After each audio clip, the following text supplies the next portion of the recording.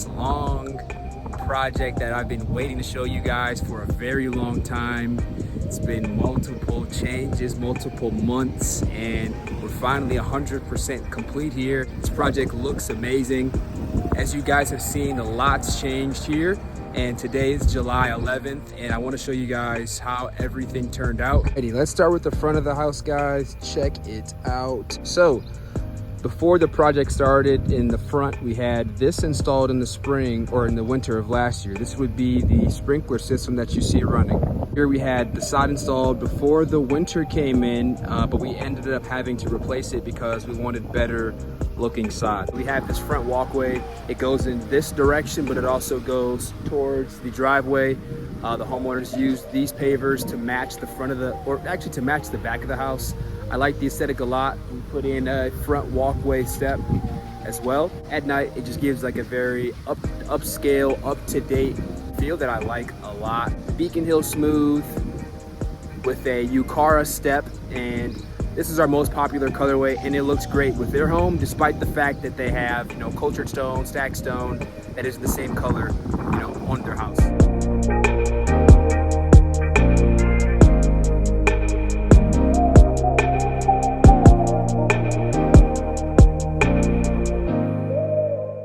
Back of the house.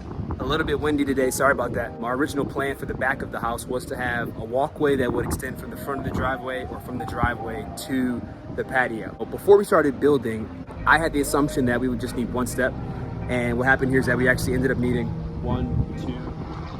3 steps to go from this grade of the concrete driveway all the way back down. I think it actually added like a little bit more of a luxury feel to the project. The stairs kind of, it just adds to the effect because there's so many elevations on this project. Now, before I go into this guy over here, let me talk about some more of the backyard landscaping. In our original plan, we had planned to go all the way around just to create ultimate privacy, but the neighbors, well, the neighbors being this owner of these acres behind us, moved a lot of the dirt that they had, so the homeowners aren't really concerned with the their backyard view anymore, so we decided to eliminate this back row. We still have this here on this side, this row of arborvitaes, and on the other side, that row of arborvitae. In the front of the house, you see the boxwoods and the yews. They're 3-gallon boxwoods and some pretty big yews from like very healthy yews. I've actually never seen yews that big, but we had some extras. So with the extras, we put them in front of the AC unit. No big deal if you can hear it, but sometimes you don't want to see it and hear it. So I decided, hey, let's just put the extras back here to cover the AC unit as best as possible. Over time, it'll start to close as they grow together and get more full. The landscaping in the backyard really consists of just those yews, mulch there, these arborvitaes mulch here, and all the way on the backside, the exact same deal.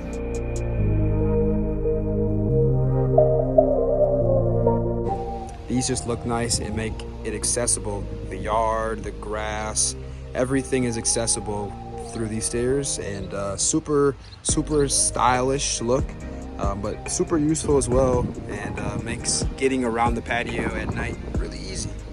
Beacon Hill smooth, 3-piece pattern with a double border here. This is the U-Cara that we always use. The city required of us to have a 3-foot landing, so that is what we have here. But this just looks really nice. I like the way that this turned out. I wish we could have used less steps because it kind of eliminates a good amount of chunk of space. And you can see that the pavers are extra large there, and then there's a regular Beacon Hill here. And that was a design choice just for aesthetics that I thought was cool to lead people from this patio onto the other one.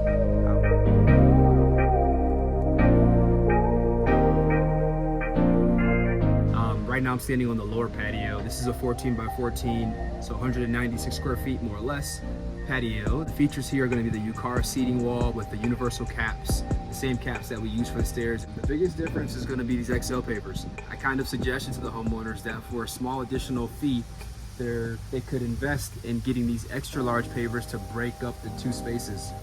Now, to the regular eye, that may not seem like a big deal, but it just gives a different aesthetic to the backyard, so it's not all the same. The front walkways, the side walkways leading here, and the upper patio being in the 3-piece paver, at least down here you have a little bit of a difference. They really like that idea. I did too, and I think it changes it up a lot. I also have here this gas fire pit. This guy looks super nice. We used a curved burner. It's like 36 inches by like a foot wide, and it creates like a curved flame that's not really noticeable unless you're like very close up on it. This is gonna be their hangout section. This is where you hang out if you don't feel like sitting under the pavilion. Your back's to the neighbors, so you don't have to worry about, you know, making eye contact. Man, this lower patio is really cool, small, intimate space. So let's talk about this structure. This required a lot of the city's involvement. So first, we started with putting the posts in. Our first struggle that we had there was that they wanted the post to hit the foundation of the house. We did that, no problemo. This is, these are 6x6s wrapped in cedar and painted white. So this pavilion, it's really nice. It's got some sweet features. We upgraded the pavilion from just a couple of lights to lights plus a speaker. So we opted to add some speakers in. I'm not sure if you can see them. Haven't heard them yet. They're having a party this week, so maybe I'll get a sneak peek. But the speakers work really well according to our electrician, and they're really loud and they make some really good noise. One thing that we did that really spiced this thing up, instead of just having a completely white ceiling, we added in a very light gray accent around it in the beams, as you can tell. So that really turned it up, made it look really nice. It kind of added a little bit of flair and style versus just the regular old white ceiling with lights and a speaker. So I like that a lot. So we were able to find the matching siding for the house. We've got a shingled roof up top, and I just love the way that the pavilion turned out because it's like the standout feature of this. Gutters on there that come down the side right there. We've got additional outlets right there for plugging stuff in. We've got another one there, another one on that far post. So tons of electricity. We've got some like lights that go off at night, kind of like house lights on the edge of them, and the soffit, of course, for drainage. I mean, man, this is sweet. I love this backyard, and the inspectors who came out, they liked it a lot. Just saw how far it came because it came from nothing to this. So that's the end of this video. Thanks for stopping by. Hey, do me a huge favor, like, comment, and subscribe if you haven't already. Tell me your favorite feature about this backyard because there's so many to appreciate. And if you're a homeowner in Novi, South Lyon, Northville area, this is where this project took place, and we'd love to do the same for you. My name's Josh. Thanks so much for watching this video, and stay tuned for the next build. Peace.